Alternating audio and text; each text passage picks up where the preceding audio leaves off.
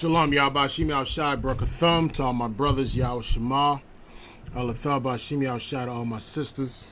We're the Israelite School of Universal Practical Knowledge. Started out of 1 West 125th Street, Harlem, New York. We've been teaching so-called Negroes, so-called Hispanics, and so-called Native Indians that they're the Lord's chosen people according to the Bible. We've been teaching this truth since 1969 under Commander General Yohana.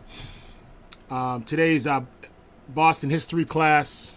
We've been on this topic for a while. As you know, our oppressor is working day and night to keep the knowledge of who the real Jews are according to the Bible. He's been snuffing out this information, and he's managed to do that through his power and influence to keep our people blinded from getting back their true identity.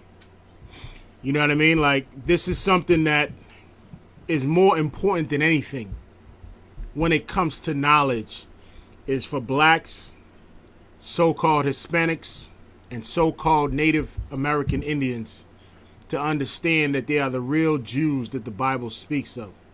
We are the Hebrew Israelites. We are the Jews of antiquity. We are the people that the Lord chose to exercise his laws, his statutes, and his commandments. We are the people that the Lord has given dominion of the planet to. And what we'll do is we're going to go over a little bit of historical crime mob families, and more specifically, Jewish crime mob families that have dominated the underworld during the Prohibition era, and also dominate all of media that you see today.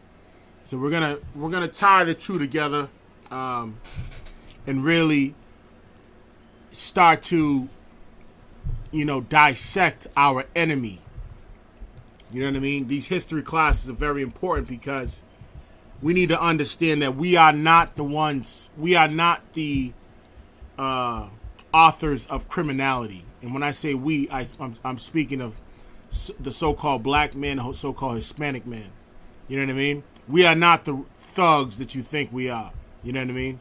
We are not the ones that you should label as thieves. We are not the ones that you should label as murderers. But what we have done is we've taken on the culture of thievery and the culture of murdering through our oppressors. And as foolish children, we followed another foolish nation, which has led to our demise. You know what I mean? But let me just pull this up real quick. This thing's kind of cool. I don't know where I got it, but it works out. You know what I mean? But let's pull this up real quick. I'm gonna use my digital sword just to pull it up. Let me get the scripture real quick. Let's go to, if you got your King James Bible, go to let me see which one I want. Go to Isaiah chapter 3 verse 12. Right? Let me see if I can go up a little bit.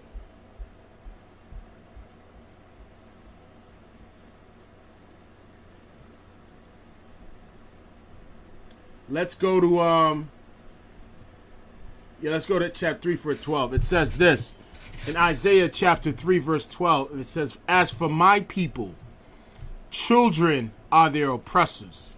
Let me tell you something. The Lord is equating the people that rule over us as children, and these children are our oppressors. Meaning, these are bastardized children that we follow, that don't that were not given the laws of the Most High, that were not given his statutes, that were not given his commandments, right? And so these bastardized children are running free on this planet without a father, without a parental guardian or a guardianship to monitor his every moves, right? And what we have to understand is that our oppressor, the so-called white man, his father, his spiritual father is Satan. And he does the work of Satan on the planet. And the stigma that's been put on black people for the violence that's that's amassed in America, for us being labeled as criminals, us being labeled as murderers, right? Us being labeled every derogatory term that you can think of. That, my friend, is a lie. The murderer and liar on the planet is the so-called white man. You know, whatever country that he decides to go and conquer, the minute he steps foot into that country, the people of that country know that he is the murderer. They know that Satan's army has landed. They recognize that, which is why when he goes to Afghanistan, when he goes to Iraq, what are they doing? They're burning American flags, and they're throwing rocks at the tank to let them know that we do not want you here. We know your reputation. Our oppressor has a hell of a reputation on the planet as a murderer and as a liar. Right? Their women should not be the ones holding their purse when they're walking down the street and a black man is walking behind them or walking adjacent to them. But we should be the ones holding our wallets and holding our purse when our oppressor is in the midst of us. Because at the end of the day, he's robbed us in every industry. And more specifically, in the music industry, those Jewish execs have been robbing us since the inception of the American music industry and Hollywood. They have been robbing us, right? Robbing us blindly. When you go back to NWA and Ice Cube was I want to say there were two individuals that were witty in the situation. Ice Cube and Eazy-E. Whatever Eazy-E's intention was, Eazy-E was the one that was in charge of the group, right? And Eazy-E shook hands with the enemy, and partnered with the enemy. And with him doing that, the rest of the group members were robbed of whatever loyalties they were owed, whatever due process that they were owed financially. They were robbed.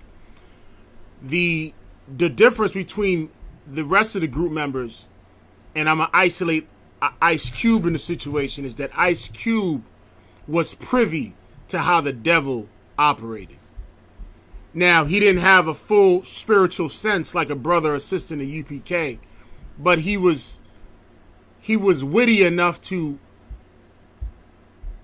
read the contract and to really dissect it and understand that this was not a contract that was going to be beneficial for himself nor for the group.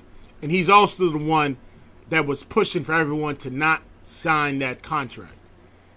And Ice Cube ended up doing very well throughout his career. But that's something that is a footnote for anyone that is going to deal with our oppressor. Understand that our oppressor is smooth with his words. When you read them contracts, understand that there's something slithery, and there's a sort of slickness. It's a sort of slickness and the articulation of the language that can be a stumbling block for a lot of brothers that are signing a long-term contract. But we have to be, we have to be mindful of how our oppressor works. And so when you think about these Jewish mobsters in the music industry, you got to date back to Jewish immigration in America. And you got to understand how the Jewish mobs and the Italian mobs and the Irish mobs surfaced in America. These mobsters always surface because of being in a state of poverty. Poverty plays a big role in criminality and throughout any nation, whether you Chinese, whether you're white, whether you're black. Poverty is going to play a big role in criminal inspiration, right? So understand that a lot of these execs, their families, a lot of these music execs and a lot of these Hollywood execs, their families stem from some sort of crime family in the past that have been robbing our people, that have been terrorizing, that have been terrorizing and a threat to society. And we'll more specifically go prior to World War II, when this was prevalent all throughout places like New York, Chicago, Florida. But for some reason, the stigma is put on us, right? Because we're suffering in poverty. What choice does a black man have, right? Is what you got to ask. When he has no clean running water, when he's living under government subsidy, when he has a poor education system, when he has been, when his family has a laundry list of uncles and fathers that have been in the prison system, right? When he had to go through the biggest chemical warfare in history, which was the crack epidemic in the 80s, right? All these weapons of warfare that have been used against us to eliminate us and to influence us to eliminate each other. Do you blame him for wanting to rob, steal, and kill? That culture he gets from our oppressor. He gets from the so-called white man. But let's keep reading. Isaiah chapter 3. Let's start at verse 12. It says, "As for my people, children are their oppressors." Right? So that's what we're dealing with. We're dealing with a bunch of children that are leading us, right? That are causing us to be naughty. It's causing us to that's promoting foolish behavior that's leading to our error, that's leading to our death, right? And women shall rule over them. And here's the other factor, is that they've set up this kingdom so that the black woman could be on the upper echelons of society, so that the black woman can rise in corporate America, so that the black woman could be the head of the household. They set up this kingdom in that fashion because anyone that's going to warfare with another group of people, the first thing they do when they go to war is what? They kill all the men, right? Isn't that what they do? They kill all the men and they take all the women and children, right? They might even kill the sons in certain cases, right? So that son doesn't grow up to be to exact revenge on those that have killed his father and his family, right? Let's keep reading. We're in Isaiah 3:12. It says, "O my people," right? "They which leave thee cause thee to err, and destroy the way of thy paths." Let me tell you something. The Jewish man is the upper echelon of society when it comes to 90% of media and business infrastructures in America, right? In early on in the 70s, right, and in the 80s, black people dealt with a lot of Jewish landlords and went to war with these landlords, right? Greedy scumbags, right, that owned the butcher shops, that owned the all the residential buildings, right, that owned all the mom and pop shops, right, in the 70s. Why is that? Because after the civil rights movement, here's what your God, Martin Luther King, did. Your God, Martin Luther King, convinced you to stop shopping black and start shopping white, right? He convinced you to give up your neighborhoods and live in the slums of abandoned neighborhoods, right? When your neighborhoods were striving, right? There was a time in America where our oppressor, right, left neighborhoods by the caravan. There was a time in America when that was a thing. And those neighborhoods that they left by the caravan, they ended up going to where? The suburbs, right? And created suburban infrastructures. What happened to those neighborhoods that they left? All the businesses started to decline, and they started to move black people into those neighborhoods. Now, in the 80s going into the 90s, I want to say into the 90s, those, and even in the early 2000s, those that left in droves into the suburbs have moved back into your neighborhood. But let me digress real quick. So we know that the people that lead us have caused us to err. How have they caused us to err? Well, in Hollywood, who's making the Hollywood movies, the New Jack Cities, and the Boys in the Hood, and all these Hollywood movies, right, that are causing us to err, that are destroying the way of thy paths, right? They're purposely putting out certain films to keep us asleep, and for us to never awake and really fight to get our identity back, right? They influence the music industry with music that promotes violence, that promotes drug use. This is acceptable. You gotta understand, in the music industry, they go, and these executives, they sit in a boardroom, and this rapper's on top of the table, performing his whole album. And there's acceptable music that is that will get approved for this album to get cut and to be put out.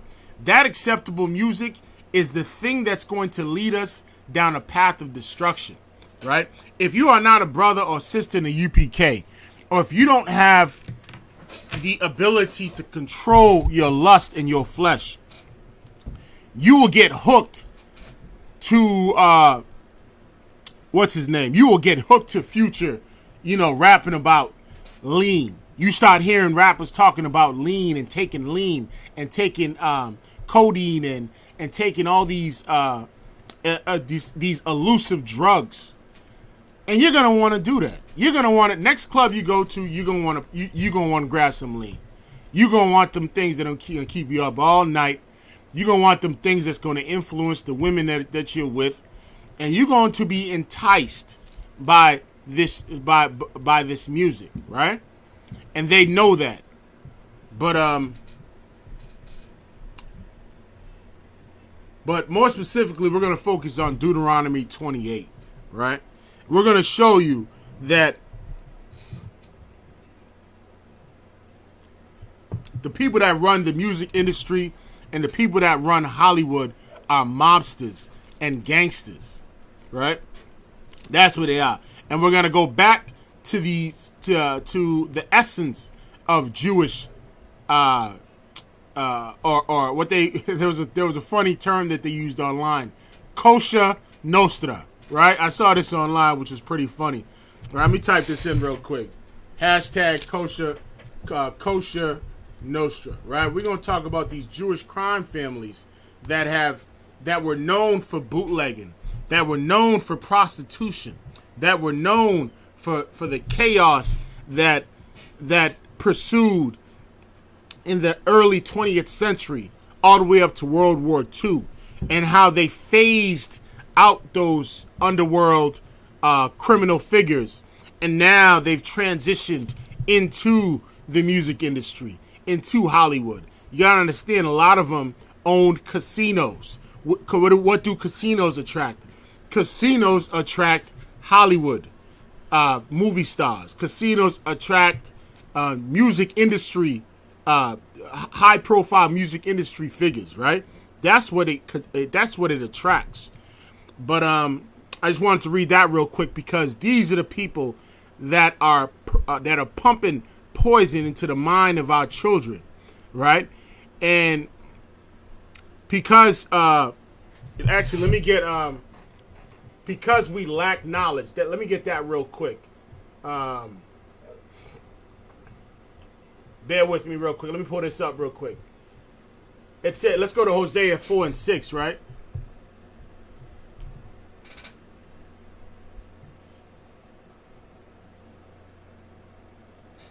It says this: my people are destroyed for lack of knowledge. You see why the UPK has classes pretty much every day. It's because there's something that we have to fight in your mind that is telling you to continue to trust your oppressor, to continue to love Massa despite despite him causing you to fornicate spiritually, right? To serve another God, right? Or to serve him as God, right? He's put you in a closet, right?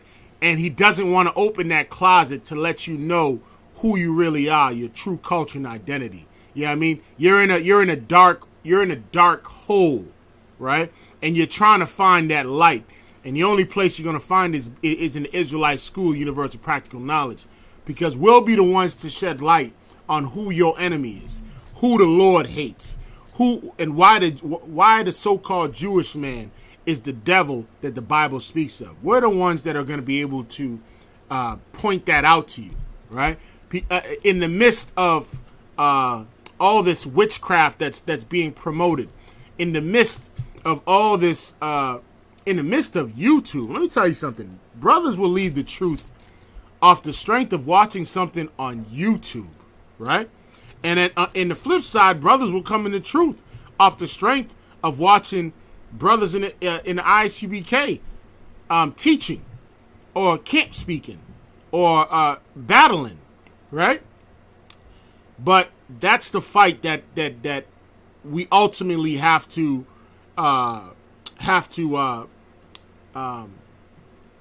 we ultimately have to battle day in and day out. Brothers whose minds have been filled with filth because of these Jewish Hollywood execs and these music execs that are using, I want to say it's more of a, I don't want to say a spiritual weapon, but have been using this witchcraft to continue to destroy our people, to continue to destroy our sisters. That's why what you see on the television and you see the kind of shows that they put on, the basketball wives and the hip hop wives and all of these reality shows, demeaning our sisters, making our sisters look like trash on television, right? Promote